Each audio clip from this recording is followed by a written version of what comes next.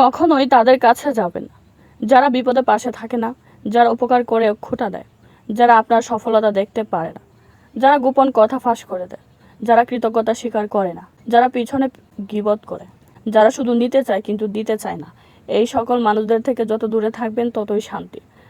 আসসালামু আলাইকুম এভরিওয়ান, সবাই কেমন আছেন? আশা করছি ভালো আছেন, সুস্থ আছেন।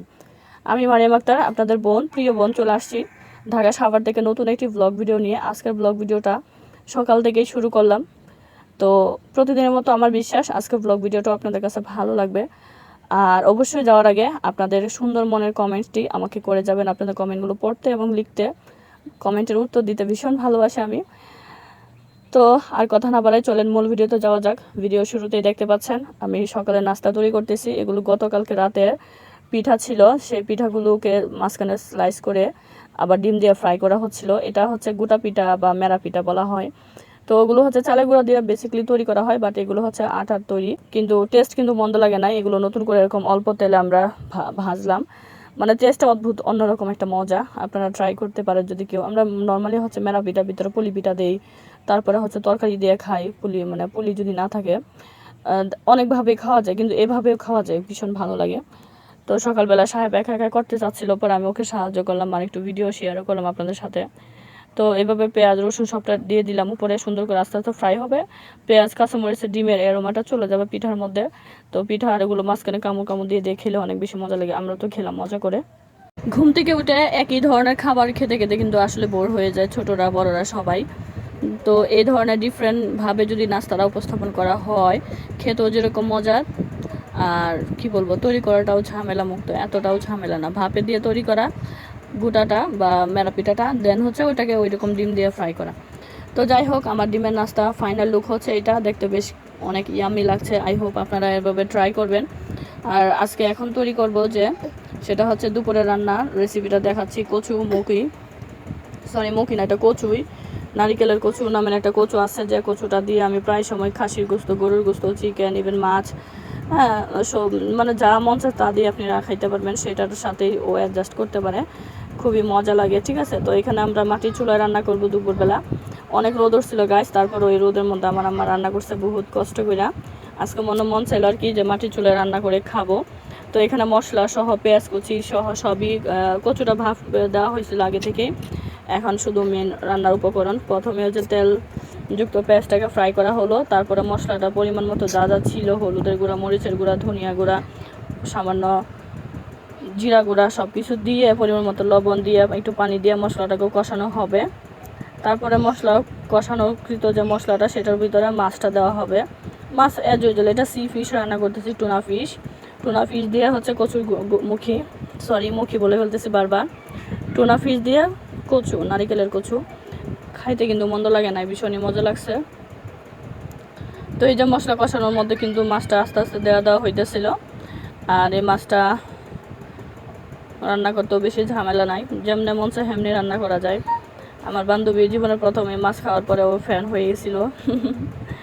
তো বান্ধবী ভিডিওটা দেখলে নিশ্চয়ই তার মনে পড়বে টুনা ফিশের টেস্টের কথা। তো এটা একটা মাছ প্রায় 4 কেজির উপরে ছিল। এটা এখন আনা হয়েছিল 4 কেজির উপরে, 4 কেজি 300 গ্রাম এবি ছিল মাছটা। এটাকে আমরা বেশ কয়েকটা ভাগ করে রাখছি প্রতিদিনই। এটা কি দেখছো? মাছ। কে খাবে মাছ? মাছ তুমি খাবা? আমার ছোট ছেলে মাছ দেখতেছে, সে ইশারা দিয়ে বলতেছে সে মাছ খাবে।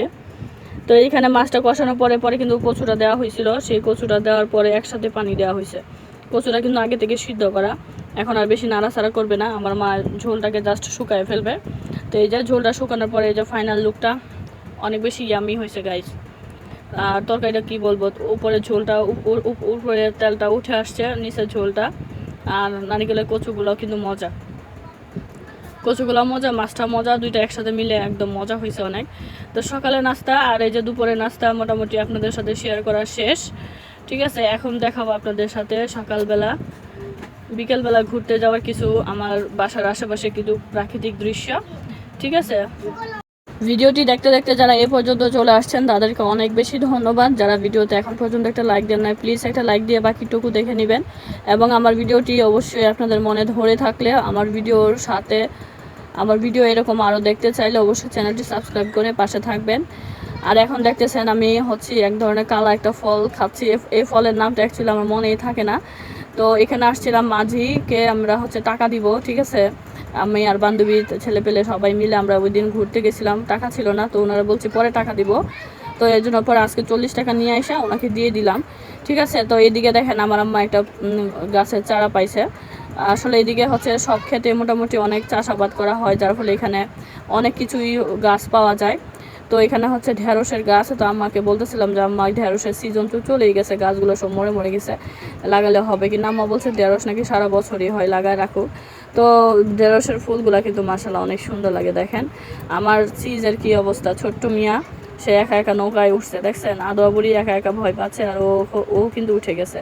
তো আমিও আরেকটা নৌকাতেই দাঁড়ায় আছি, তো ওদের এই কাণ্ডগুলো ভিডিও দেখতেছি, করতেছি আর কি। আজ আমার ছেলে আবার আদোয়াকে বলতেছে ও যেন না আসে, হাতের ইশারাতে ধমক দিয়ে দিল।